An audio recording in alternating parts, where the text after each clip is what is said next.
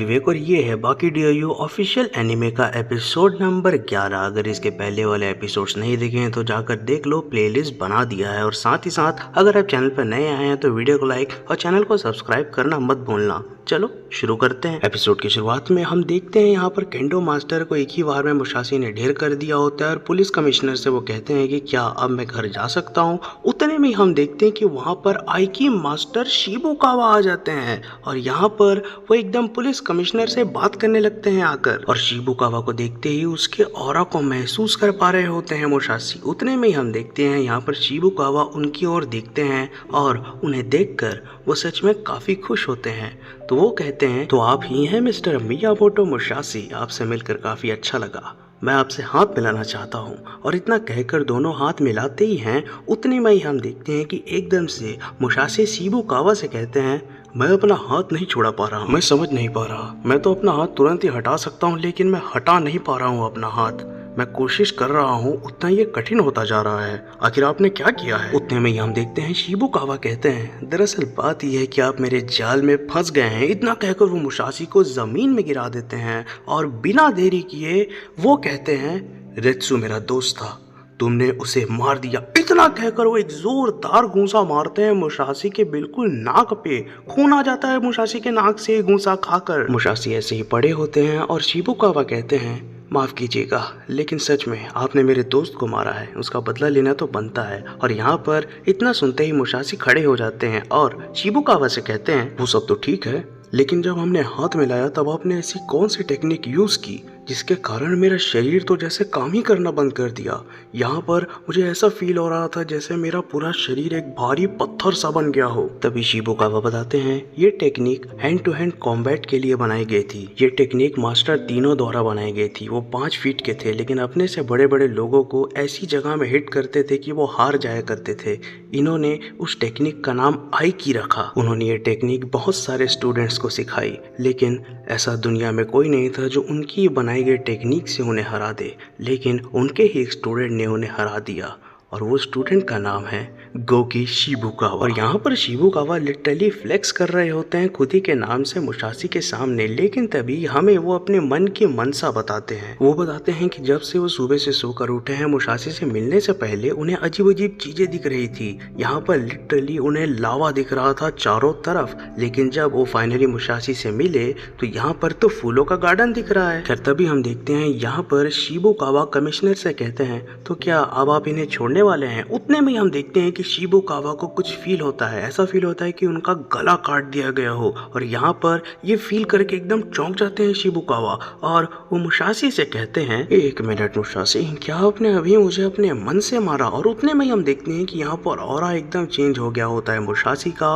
और शिबुकावा को यहाँ पर लिटरली एक ज्वालामुखी फटता दिख रहा होता है। चारों तरफ वो मर्डरस ऑरा महसूस कर पा रहे होते हैं शिबुकावा मुसाशी के। और उतने में हम देखते हैं कि एकदम से अटैक कर देते हैं मुसाशी शिबुकावा के ऊपर। यहाँ पर लिटरली शिबुकावा को फील होता है कि काट दिया गया है उनका कंधा, लिटरली एकदम खून बह रहा है, बहुत जोरदार काट उन्हें लगा है, ऐसा उन्हें फील होता है। वो लिटरली दर्द में चीख पड़ते हैं, वो इतना चीखते हैं कि वो लिटरली बेहोश हो जाते हैं। और लेकिन फिर भी वो खुद को संभालते हुए उठते हैं और हाथ मिलाते हैं मुसाशी से जाकर और उनसे कहते हैं, मैं हार गया, आपसे मिलकर सच में काफ़ी अच्छा लगा मुसाशी।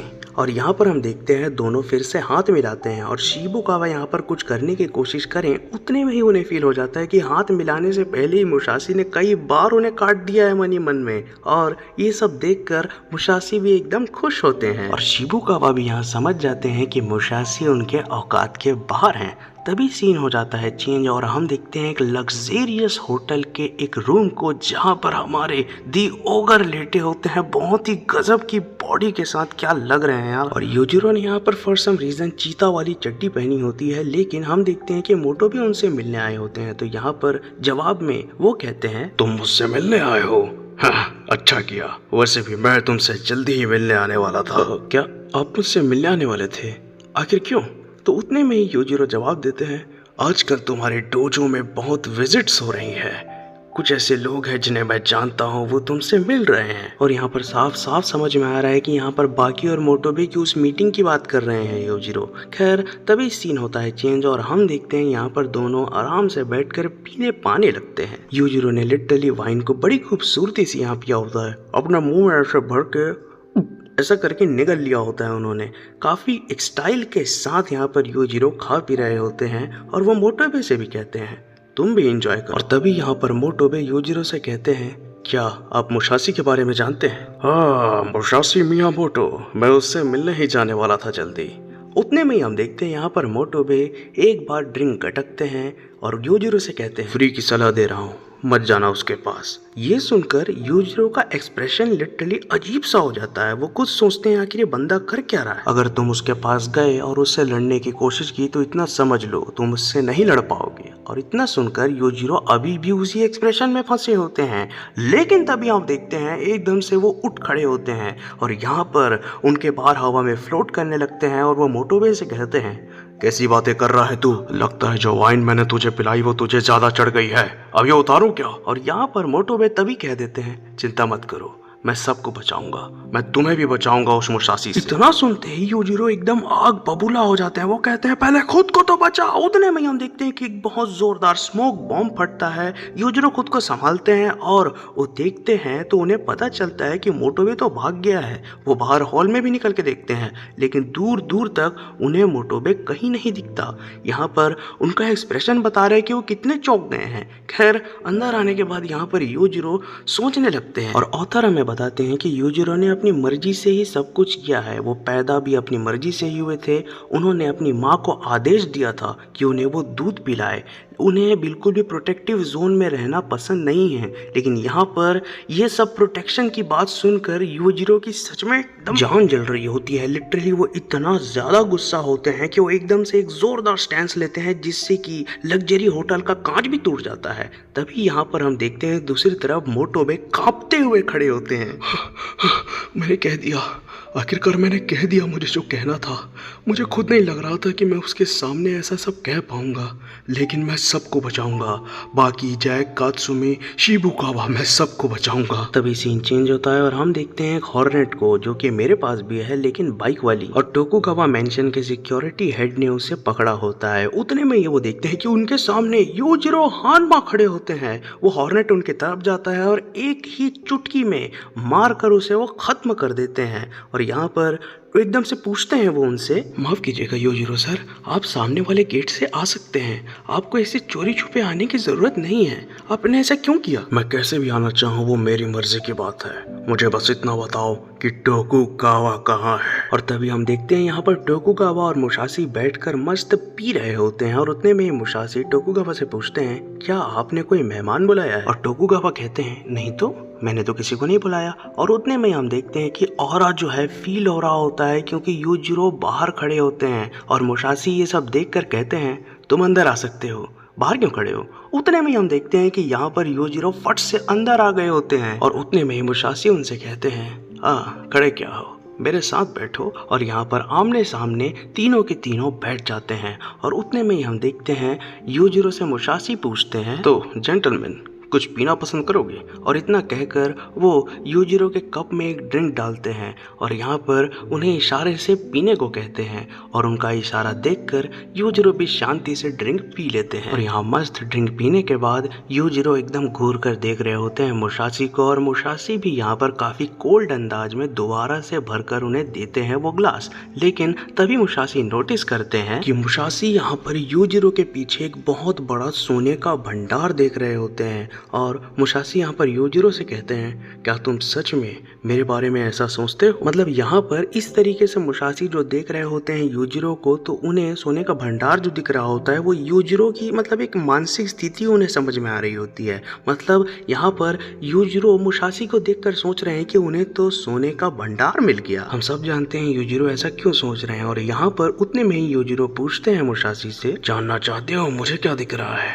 मुझे दिख रहे हो सिर्फ तुम। और यहाँ पर योजिरो मुसाशी के पीछे एक वॉइड को देख रहे होते हैं जिसने सब कुछ निगल लिया है। और यहाँ पर इन दोनों के टेंशन को कम करने के लिए एकदम से टोकुगावा कहते हैं, ओह योजिरो, मैं तुम्हें बुलाने वाला था, अच्छा हुआ तुम आ गए, तुम्हें देखकर काफी अच्छा लगा, और पियो ना। और यहाँ पर हम देखते हैं मुसाशी मस्त एक ड्रिंक लेते हैं और उतने में ही वो योजिरो से कहते हैं, जो सोना मैंने देखा तुम्हारे पीछे उसका मतलब कुछ और भी है, क्यों है ना। और ये सुनकर योजिरो फिर वही वाला एक्सप्रेशन देते हैं और कहते हैं, देखो लड़ने का कोई मकसद नहीं होता, लड़ना आगे बढ़ने का सिर्फ एक रास्ता है। फिर अपनी एक्सप्लेन ऑल वाली पावर लगाकर बताऊं तो योजिरो के मुताबिक लड़ना जो है आगे बढ़ने का एक तरीका है, ना कि लड़ना एक परम लक्ष्य है। और इसीलिए मुसाशी ने कहा कि उस सोने का मतलब कुछ और भी है जो मैंने तुम्हारे पीछे देखा, और उसका मतलब ये है कि योजिरो ने क्या क्या अचीव किया है ये भी यहाँ पर देख रहे होते हैं मुसाशी एक तरीके से। तो यहाँ पर योजिरो एक तरीके से क्लियर कर रहे होते हैं अपनी बात को कि लिटरली मारना, किसी को वायलेंस करना ये कोई लक्ष्य नहीं है, ये बस आगे बढ़ने का एक तरीका है, अचीव करने का एक तरीका है उतने सोने को। आप समझ गए। तभी यहाँ पर मुसाशी बताते हैं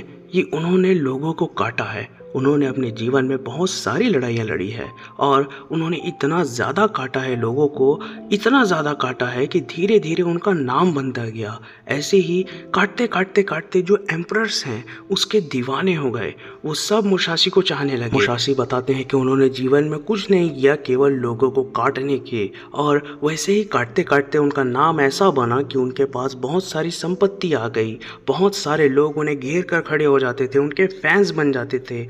औरतें उनके ऊपर मरा करती थी और उनके पास तो इतना सोना था कि क्या ही कहें। और साथ ही साथ वो जो खाना चाहे वो सब खा सकते थे, उनके पास सब था, लिटरली वो बहुत सारी वाइन पी सकते थे। सब कुछ चलकर अपने आप मेरे पास आया, ऐसा कहते हैं मुसाशी। और वो क्यों आया? क्योंकि मैंने सिर्फ काटा, मुझे काटना पसंद है, काटना ही मेरा लक्ष्य है। यहाँ पर लोगों को काट काट के मैं अपने आप अमीर होता गया, मुझे जो भी जीवन में चाहिए वो सब मुझे मिलने लगा। मेरे पास पूरी दुनिया थी, सारे लोग मेरे फैंस थे, सारे एम्परर्स मेरे पीछे पागल हुए पड़े थे। ये सब मुसाशी कह रहे होते हैं और योजिरो शांति से पीते पीते ये सब सुन रहे होते हैं। लेकिन एक चीज यहाँ पर योजिरो जान गए होते हैं कि कितना साइकोटिक है मुसाशी, कितना बड़ा साइको है वो। यहाँ पर लिटरली लोगों को मारना, वायलेंस करना, काटना उसका लक्ष्य है, और जो बाकी चीजें मिलनी होती है वो तो उन्हें बस मिलती है। और यहाँ पर मुसाशी और योजिरो की आइडियोलॉजी कितनी अलग है। देखो यहाँ पर योजिरो लोगों को इसलिए नहीं मारते हैं, वो इसलिए फाइट नहीं करते हैं क्योंकि उन्हें अच्छा लगता है, वही उनका लक्ष्य है। वो इसलिए करते हैं क्योंकि वह उनके आगे बढ़ने का तरीका है, वो उनको शांति दे सकता है, वो उनको पैसा दे सकता है, बहुत सारी चीजें दे सकता है। और लड़ाई के थ्रू ही उन चीजों को पाना योजिरो का गोल रहा है, जो कि उन्हें मिला भी है। लेकिन यहाँ पर मुसाशी का केस एकदम उल्टा है, ये तो लोगों को काट देना पसंद करते हैं भाई। उसके बाद उनके जीवन में वो कुछ अचीव कर पाए या ना कर पाए ये मैटर नहीं करता, लेकिन लोगों की गर्दन उड़ा डालने में जो खुशी उन्हें मिलती है वही उनके लिए मायने रखती है। जिस हिसाब से यहाँ पर मुसाशी की आइडियोलॉजी है ये तो बहुत ज्यादा खतरनाक है, एकदम साइको वाली है। यहाँ पर योजिरो की आइडियोलॉजी तो लिटरली हीरो वाली लग रही है। खैर उतने में हम देखते हैं यहाँ पर अपनी बात को रोकते हुए एकदम से घूर कर देखते हैं मुसाशी योजिरो को, और अपने मन में ही उनके कंधे को काट देते हैं। और ये एपिसोड यहीं समाप्त हो जाता है। और यहाँ पर मुसाशी का जो असली औकात है, जो असली चेहरा है, धीरे धीरे हमारे सामने आने लगा है, नोटिस करना। खैर अगले एपिसोड्स में काम शुरू है, तो फिलहाल बस इतना करो कि वीडियो को लाइक और चैनल को सब्सक्राइब कर लो। आज के लिए बस इतना ही। Love you all, I am out.